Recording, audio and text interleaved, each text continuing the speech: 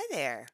My name is Rebecca Henley-Weiss. I'm a reader, I'm a writer, and I'm a participant in Qwordy's hardest reading challenge you'll ever do. I could say I'm almost done with one. I still have like over 10 books to go, so who knows if I'll finish that. But I am still trying to do Her Kid too. We'll see how far I get with that. Anyway, I'm making this video today because on Qwordy's announcement video for Her Kid 2, she said that for her task, one of the tasks is that we need to read books that she recommended. And obviously, she can't read the books that she's recommending, so she's asking the other participants to pick out books for her out of a hat. And here's my entry. Now, I didn't know if I wanted to do this because looking at her, I just don't know if Q and I have the same taste in books. I really like classics. I like literary fiction. I don't have a set genre. And I like spice and I write spice as well.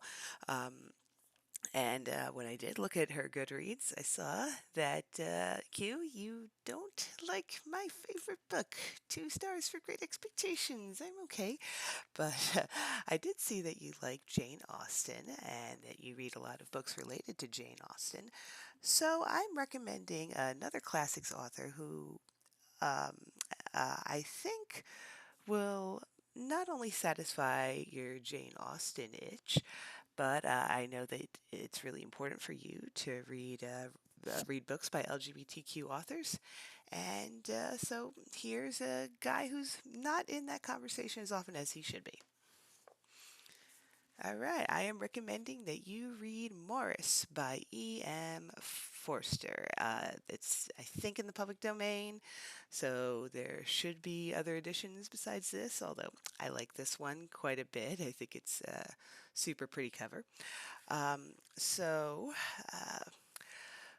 Forster, I think, is a bit slept on compared to a lot of other classics writers. I think when you get into the literary canon and you're a white guy on the B tier, basically. Like, people don't look at you as much, but Forster was a gay man.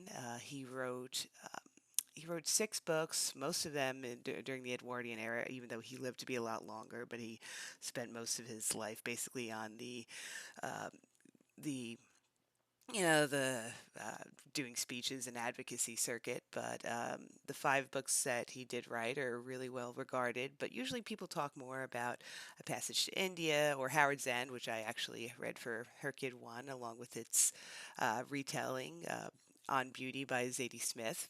Probably one of my favorite things I read for Her Kid 1.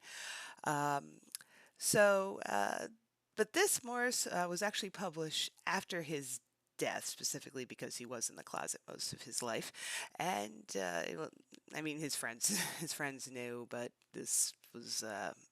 Not something that was publicly known. So this was published in 1971, I think 1971, I believe, and it follows the life of Morris. He's basically your average, boring British white guy. He goes to Cambridge. He's all set up. His dad is dead, but he's all set up to take over his dad's firm when he gets older, and his life is basically set out for him. Except he's gay, and he realizes that he likes men, and a lot of the novel is him coming to terms with the fact that he's gay and he can't really hide it in the way that maybe some other people in his life can, and that it might mean the loss of his status if he lives his truth. But maybe that's a good thing. Maybe heterosexuality is a prison and you don't actually want to like just work at your dad's securities firm all day. Um, so the other reason I'm recommending this book is, I think compared to a lot of classics, it's very easy to read. E.M. Forster was a contemporary of Virginia Woolf, but I think his prose is a lot easier. Also, like I said earlier, he's very much like Austen. He has this sort of detached, but also a detached, ironic, comedic look at his characters. But he still has a lot of affection for them. You know, he still cares about Maurice, even though he thinks he's kind of an idiot, and even at one point in the book calls him and his first boyfriend a misogynist.